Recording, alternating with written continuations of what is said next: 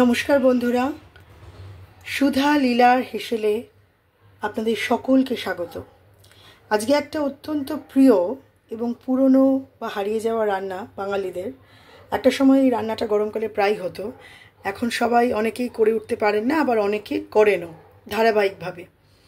তো আমার হেসেলে মানে আমার বাড়িতে আর সুধা লীলার হেসেলে আজকে এই রান্নাটা আমি করব, কারণ আমার বাড়িতে এই রান্নাটা প্রায় হয় গরমকাল পড়লেই। আর এটা একদম সুধা লীলা যেভাবে শিখিয়ে গেছিলেন তাদের পরবর্তী প্রজন্মকে, ঠিক সেভাবেই আমি শিখে রান্নাটা করার চেষ্টা করব। রান্নাটা হচ্ছে তেঁতোর ডাল। তো অনেকে তেঁতোর ডাল শুধু উচ্ছে দিয়ে করেন, অনেকে লাউ আর উচ্ছে দিয়ে করেন, আবার অনেকে লাউ, উচ্ছে আর সজনে ডাঁটা দিয়ে করেন। এই তেঁতোর ডাল কি উচ্ছের ডালও বলা হয় বা শুক্তোর ডালও বলা হয়। তেঁতোর ডালটা সম্ভবত হয় মুগ ডাল বা মটর ডাল দিয়ে। তো আজকে আমি তেঁতোর ডালটা মুগ ডাল দিয়ে করব। আগে দেখে নিন কি কি উপকরণ এর জন্য লাগবে। আমি এখানে অল্প করে একটা লাউয়ের অর্ধেকটা কেটে নিয়েছি, এরকম ডুমো ডুমো করে। গোল গোল করে উচ্ছে কেটে নিয়েছি, একটা বড় উচ্ছে, আর একটা সজনে ডাঁটা কেটে নিয়েছি। এখানে এই বাটির মাপেই আমার ডাল হয়, সেই জন্য এক বাটি মতো ডাল, আমি 100 গ্রাম ডাল নিয়েছি। রাঁধুনি বাটা নিয়েছি, আদা বাটা নিয়েছি, সর্ষে ফোড়নের জন্য সর্ষে নিয়েছি, 2টো তেজপাতা নিয়েছি, শুকনো লঙ্কা নিয়েছি, ঘি নিয়েছি, আর লাগবে আমার সর্ষের তেল। এই কটাই হলো রান্নার মেন উপকরণ। কেউ কেউ এতে নারকোল বাটা দেন বা নারকোল কুড়িয়ে দেন, কিন্তু এই মুহূর্তে আমার কাছে সেটা করা নেই বলে আমি দিতে পারলাম না। আর লাগবে হলুদ, নুন, চিনি, আপনাদের স্বাদ মতো দেবেন। আমিও আমার বাড়িতে যেরকম খাই সেরকম স্বাদ মতো বা পরিমাণ মতো নুন চিনি দেব। তো চলুন রান্নাটা শুরু করা যাক। তেঁতোর ডাল। জলটা ফুটছে, কড়াইতে জলটা গরম করতে দিয়েছি, আর এখানেও আরেকটা সসপ্যানে আমি জল গরম করতে দিয়েছি। আপনাদের মনে হতে পারে দুটোতে কেন, ডালের সাথেই তো আমি দিতে পারতাম লাউটা বা সজনে ডাঁটাটা। সজনে ডাঁটাটা হতে সময় লাগে আর লাউটা বেশ তাড়াতাড়ি হয়ে যায়। অনেক সময় দেখা যায় যে ডালটা সেদ্ধ হয়ে গেছে, ডাঁটা সেদ্ধ হয়নি, বা লাউ একদম গলে গেছে, ডাল সেদ্ধ হয়নি। আর কাঁচা মুগ ডাল খুব তাড়াতাড়ি সেদ্ধ হয়ে যায়। ওই জন্য আমি ডালটা এখানে সেদ্ধ বসাবো, আর লাউটা আর ডাঁটাটা আরেকটা জায়গায় সেদ্ধ বসাবো। ডালটা আমি এখানে সেদ্ধ বসালাম, আর আমি এই যে এইটাকে আরেকটা সসপ্যান আমি গরম করছি, সেখানে আমি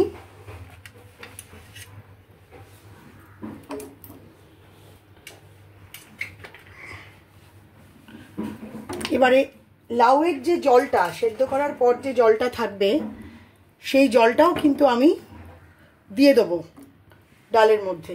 কিন্তু আমি আগে একবার দুবার করে দেখেছিলাম, একসাথে দিলে, এক তো প্রেশারে দিলে একদম গলে যায়, আর প্রেশার কুকার ছাড়া যদি আমি দিই তাহলে অনেক সময় লাউ গলে যায় বা অনেক সময় ডালও গলে যায়।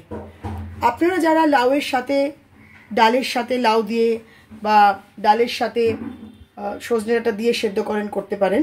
আমি এটা এভাবেই করি, আপনারা আপনাদের সুবিধে মতো করবেন।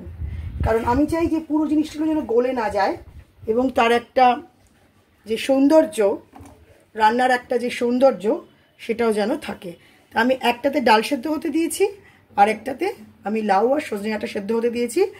দেখবো লাউ ডালটাতে খুব তাড়াতাড়ি সেদ্ধ হয়ে যাবে, আর লাউ আর সজনে ডাঁটা একটু সময় লাগে। ওই জন্য এটা অল্প আধা সেদ্ধ হলে তারপর আমি ডালের সাথে মিশিয়ে দেবো, এর জলটাও মিশিয়ে দেবো। আমি পরিমাণ মতো ডালে জল দিয়েছি যাতে এই ডালটা এই জলে সেদ্ধ হয়ে যায়, আর এই বাকি জলটা এখানে দিতে পারি। ডালটা আমার প্রায় অর্ধেক সেদ্ধ হয়ে এসছে, আর এইদিকে সজনে ডাঁটা আর লাউটাও অল্প অল্প সেদ্ধ হয়েছে। এবার যেহেতু ডালটা আমি এতক্ষণ পুরো একদম লো ফ্লেমে করেছি, অর্ধেক সেদ্ধ করে নিয়েছি, এবারে এই লাউটা আর সজনে ডাঁটাগুলো ডালের মধ্যে দিয়ে চাপা দিয়ে রেখে আরও কিছুক্ষণ সেদ্ধ করব।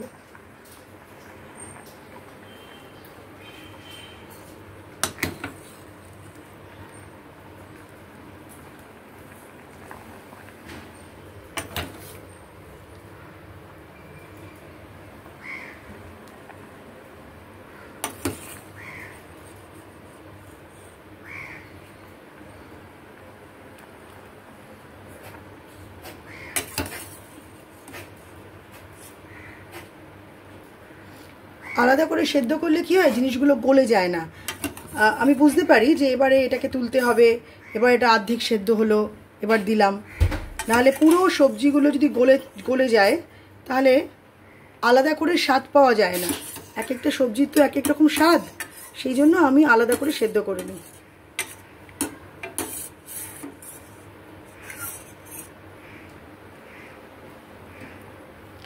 এই গ্যাসটা নিভিয়ে দিলাম, এই জলটা আমি রাখলাম, আমার পরবর্তী সময় কাজে লাগবে।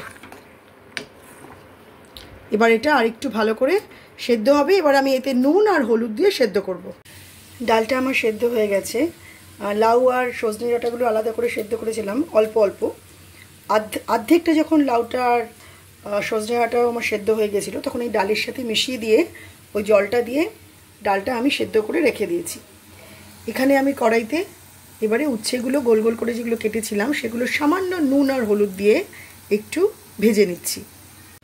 উচ্ছেটা আমার ভাজা হয়ে গেছে, এই যে দেখুন এরকম লাল লাল করে উচ্ছেগুলো ভেজে সরিয়ে নিয়েছি। এবারে আমি কড়াইতে এই যে ফোড়নটা ছিল আমার, সর্ষে, শুকনো লঙ্কা আর তেজপাতা, এই ফোড়নটা আমি দিয়ে দেবো।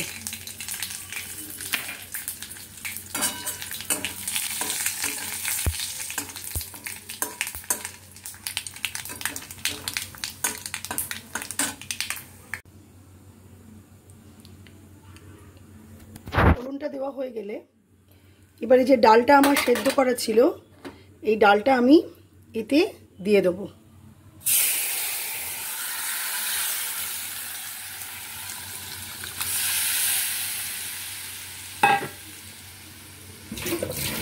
এবারে ওই যে উচ্ছেগুলো আমি ভেজে রেখেছিলাম, সেই উচ্ছেগুলোও এখানে দিয়ে দেবো।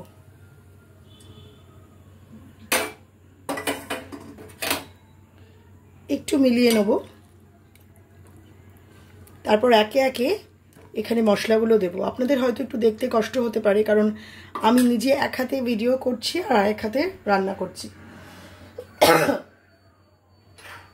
এবার প্রথমে দেবো আদা বাটাটা। যে আদা বাটাটা করা ছিল সেই আদা বাটাটা দিয়ে দিলাম। দিয়ে আবার ডালটাকে খুব ভালো করে নাড়াতে হবে, মানে মিশিয়ে দিতে হবে।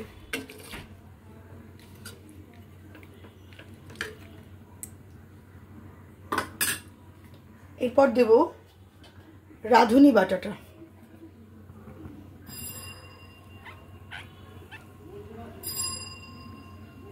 আমি ডালটা সেদ্ধ হওয়ার সময় নুন দিয়েছিলাম, তাই জন্য আলাদা করে আর আমি নুন দিলাম না।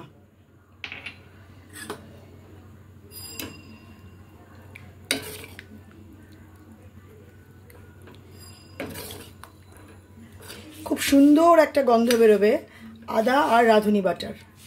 দেখেছেন তো লাউগুলোও গোটা গোটা রয়েছে, লাউগুলোও কিন্তু ভেঙে যায়নি।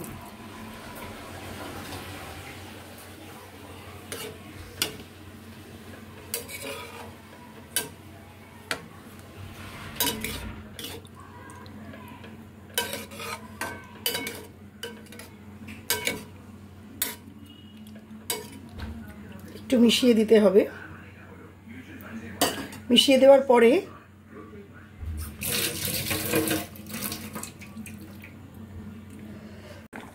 ডালটা আমার একদম ফুট ধরে গেছে, পুরোটাই হয়ে গেছে। এবার এটা লাস্টে যেটা আমি দেব, বলেছিলাম যে তেতো রান্নায় চিনি দিতে হয়, নুন আমি আগেই দিয়েছি। আমি এখানে প্রথমে একটু হাফ চামচ চিনি দিলাম, তারপরে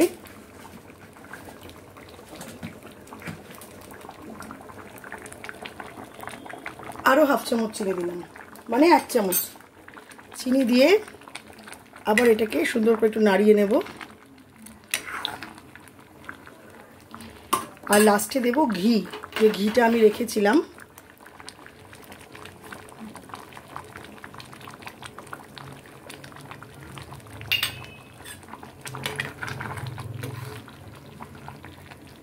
হয়ে গেল আমাদের পুরনো দিনের হারিয়ে যাওয়া শুক্তোর ডাল বা তেঁতোর ডাল।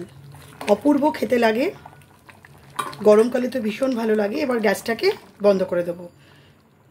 খুব সুন্দর একটা গন্ধ বেরোচ্ছে রাঁধুনি বাটা, আদা বাটার, তেজপাতার, ফোড়নের খুব সুন্দর একটা গন্ধ বেরোচ্ছে। আমার তেঁতোর ডাল কমপ্লিট।